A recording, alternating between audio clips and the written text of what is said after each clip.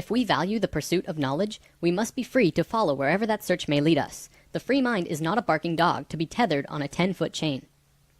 Back in the late 1700s, early 1800s time period, there was a social movement liberating the modern world from the reign of control that religion and superstition had on the people. Essentially, after our darkest part on the precession of the equinox, we were really beginning to wake up. Started making new inventions that were rapidly changing the world. The industrial era was beginning. Because of this, we began to see that maybe religion as an answer was not in our best interest, and so the movement happened. We turned to science instead to answer our questions about the universe.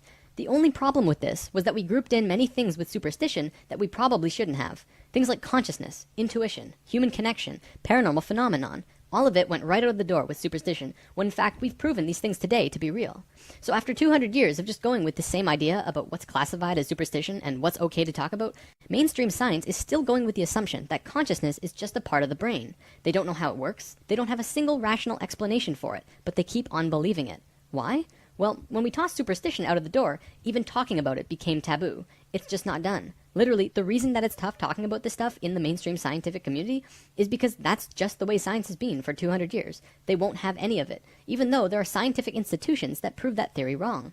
The field of noetics and the works of biologist Rupert Sheldrake and his colleagues have more than proven mass consciousness exists and is definitely not a part of the brain. Now, no disrespect to the scientific community, but that assumption that we're still holding on to has not gotten us anywhere. It's time we begin to question the decisions of our ancestors, because many of the things that we've been led to believe to be true simply is not.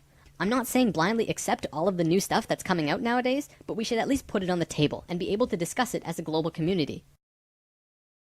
An apocalypse is a disclosure of something hidden from the majority of mankind in an era dominated by falsehood and misconception.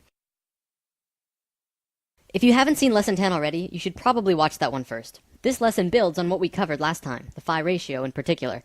Today, we're going to be looking at another way that humans grow through phi. Instead of looking at phi inside the body, we're going to be looking at phi outside the body, and what it means for us in this pivotal point in human history. One other thing before we get this rolling.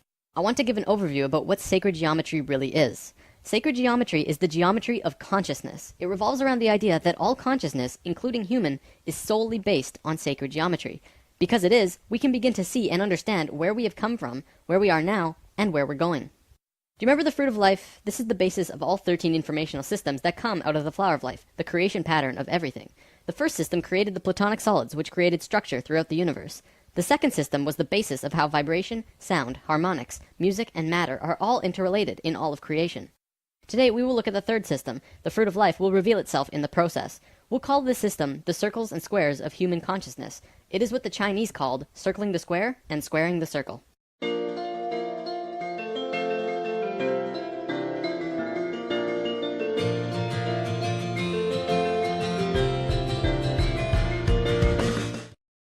Remember when we discussed the platonic solids in Lesson 6? I explained that there are 5 shapes from which all shapes and matter in existence come from and form into. I showed you that all of them will sit perfectly within a sphere, each with every corner touching the sphere perfectly. Well, there's one other shape that can do that. It's a characteristic that only one of the platonic solids have, making it special. It is the cube, which you can put every single platonic solid inside, and an edge or point will touch the inside of the cube perfectly. Through truncating the cube in different ways, you can create all of the other shapes. Because of this characteristic, it essentially means that the cube is like the father of all shapes. It is a male form. And the sphere is the mother of all shapes. It is a female form. All levels of consciousness in the universe are integrated by a single image in sacred geometry. It is the key to space, time, and dimension, as well as consciousness itself. Each level is a geometric image or lens that spirit looks through to see the one reality, resulting in a completely different experience. In the case of humans, this image is the circle and square. This is what Leonardo da Vinci was doing when he drew this drawing, and I'm going to show you what this circle and square combination mean. If you put a circle inside a square perfectly, and then continue to put another circle and square, each with the same diameter, one radius away on all sides, going outwards, you get a drawing that looks like this. You'll notice that with the first circle and square, they fit perfectly within the other. This also happens with the second circle and square. However, then the squares begin penetrating circles. The male form begins interacting with the female form. Why is this important? Well, the circles and squares begin to equate the phi ratio.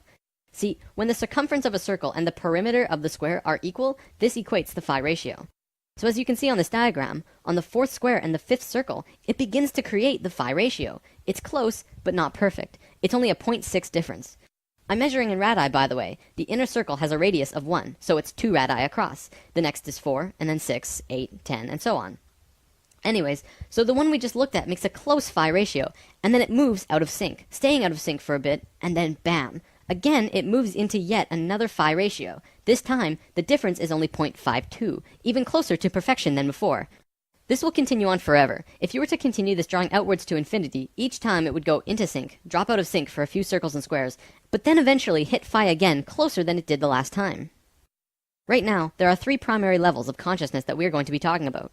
They are essentially who we were, who we are, and who we will be. We'll call it the first, second, and third, so that it's easy to understand what we're talking about. The ancient Egyptians were very concerned with these 3 levels as well, and much of their culture was based on this information. Each of these levels has their own geometric lens too, which look like this. We'll come back to these soon. This is the first level of consciousness, and this is the third. We are on neither of these 2 phi levels on this circle and square chart. Where we are, the second level of consciousness, is here. We are on the 5th square relative to the 6th circle. For quite a while now, I've been saying that we're at a disharmonic level, and it's something that we're passing through as a species. Now you begin to see the bigger picture of what I meant. The reason it's disharmonic is because it does not equate a phi ratio. Not even close. Disharmonic levels are important because they bridge a gap between the divine, pure levels. However, when a species is here, it has to get in and get out as fast as possible, or else they will destroy themselves and everything around them incredibly quickly. You can see this happening all around the world today, because we're at the very end of it, and everything is crashing down on us. We've discussed this all before, notably in the intros of Lesson 1 and 2. So the reason that we're on this circle and square combination, and not the 6th square relative to some other circle, is because of this. If you take the square and rotate it 45 degrees, it actually creates a bridge. It connects us from 2 harmonic levels of being. We're moving from one state of being to the other, this time even closer to source. This is a very exciting time for us. Oh, let me show you this too. This is how the Great Pyramid is set up. This chamber here is called the King's Chamber. If you cut the Great Pyramid horizontally at the King's Chamber, which was the main initiation chamber, and rotate the top half 45 degrees, it makes the exact same image as our level of consciousness. There's a reason for that. The Great Pyramid is the key instrument in allowing humans to reach the 3rd level of consciousness, both as a species and individually. In fact, that's part of the reason why the Great Pyramids were created in the first place. Let's talk more about these levels though. So what Leonardo was drawing was actually the first level of consciousness. See how he hid lines in this drawing? If you complete this grid, it creates an 8x8 grid. This is the same 64 square grid found on the first level. Measuring in radii, this grid is 8x8. However, the circle has 10 radii across, so we'll call this first level an 8x10. This is where we were. According to Thoth, an ascended master who has provided much of this information with us, the first level is the first time self-aware consciousness began. The second level has 10 squares across the large square, and a 12 radii circle, so we'll call it a 10x12. This is where we are now. This level is the third level, which is also called Christ consciousness. It is a 14x18. Now, there's always a reason for everything in sacred geometry. Nothing, absolutely nothing, happens without a reason. Everything is connected. Out of the whole spectrum of possibilities, why did self-aware human consciousness begin when the 4th square went into harmony with the 5th circle? Well, let's overlay the fruit of life over our first level for a second. Look at that! It exactly fits the 4th square and 5th circle perfectly. Do you see the perfection of life? The fruit of life pattern was hidden beneath this pattern all along. They're precisely superimposed over the other. In a right brain way, this is how to explain why consciousness first became self-aware between the 4th square and 5th circle. This sacred image was part of the pattern. The fruit of life was completed at the precise moment that the phi ratio first appeared, and when phi appeared, consciousness had a way to manifest in a new way. Throughout time, many scholars have tried to figure out the secret meaning behind what Leonardo meant with the Vitruvian Man drawing. He was showing us human consciousness. This is where we were, the first level. There is a man who did draw our level, though. Da Vinci was studying the works of a man named Vitruvius, who lived 1400 years before Da Vinci, hence the name Vitruvian Man. Vitruvius actually drew his own drawing of consciousness as well, and this is what it looked like. The circle and squares in this one are hidden, less obvious than the Da Vinci drawing. Regardless, they're there, and this is the current circle and square combination around our bodies. This drawing also contains the exact proportions of the Merkaba, which is an important energy system outside of the body, similar to how chakras are an energy system inside the body. This image also contains the diamond that perfectly contains the man from head to feet. This is the same image we saw in the consciousness chart, as well as the Great Pyramid. Further proof that this was what Vitruvius was demonstrating to us when he created this image. So here we have drawings of the first 2 levels of consciousness. From what I know, there is no drawing of a third. If there is, it's sealed up, locked away somewhere, and is probably one of the most sacred drawings in existence. Alright, I know talking about geometry all the time can be a little daunting. So many circles and ratios and everything. If this is something you want to learn more about, I am providing the Flower of Life books in PDFs in the comments. This information is found at the very beginning of Volume 2, and much, much more.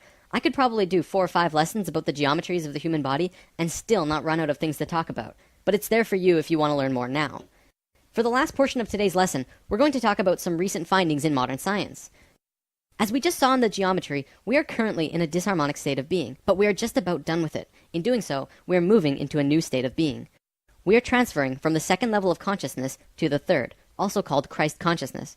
If we look at evolution in Earth's history, we always seem to make random jumps. There are always missing links in the evolutionary chain. Scientists say that we just haven't found all the fossils, and creationists say that God did it, and therefore it's part of some divine plan. But looking at what we just learned about consciousness, does it not make sense that evolution and creationism are just two sides of the same coin? Consciousness moves through different states of being, constantly moving closer and closer to divinity, to Phi. Every time it reaches a new stage, it makes a rapid biological change into something new, like what we're doing now. This is what the ancient Egyptians called resurrection, which we mentioned in Lesson 7.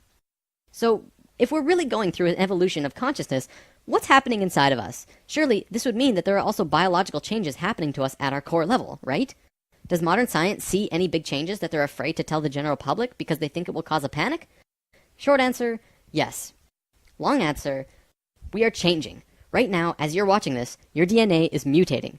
See, in the last few months, modern medicine has finally accepted publicly that a child was born with 3 DNA strands rather than 2. In a simplified way of seeing it, we are adding an entirely new strand to our DNA, going from a double helix to a triple helix. This wasn't discovered recently, though. In fact, scientists have been studying this for almost 10 to 20 years now. Several years ago in New Mexico, there was a convention of geneticists from all over the world with the main topic of discussion being DNA mutations. Scientists acknowledge that we are changing, but the end result they do not know. Through sacred geometry, we begin to actually see where we could be going.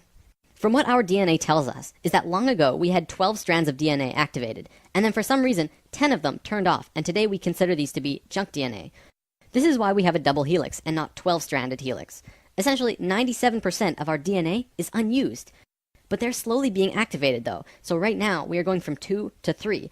But eventually we will get back to 12, and then beyond that. With 12 strands activated, you have 10 times as much information available to you than you do with just 2 strands, as we do now. Not only that, but the 12 strands work in sync with the 12 chakras, providing an immense amount of energy into the body. We are about to become super beings, enabling us to understand and do things that currently seem paranormal, bizarre, or downright impossible. From the article The Bigger Picture by Suzanne Thorpe Clarke, we are being changed physically from carbon-based beings to crystalline-based beings. This is interesting because I've actually heard this from various channelings now, ascension and transformation into crystalline at our core. First the psychics were telling us this, and now we have science backing it up. What we know for sure is that we are going through a shift. Today, I want to close with this. In almost every ancient text and Bible, it speaks about a great shift and awakening. The Bible speaks about the coming of Christ. This is interesting, actually, because Christ is the name of the third level of consciousness. I didn't just make that up. We are moving into Christ consciousness, which means not that Jesus is going to show up with a big "Ay!" but we are actually moving into the level of conscious understanding that Jesus had. It is the coming of Christ through the human species. Now who's pumped for 2012?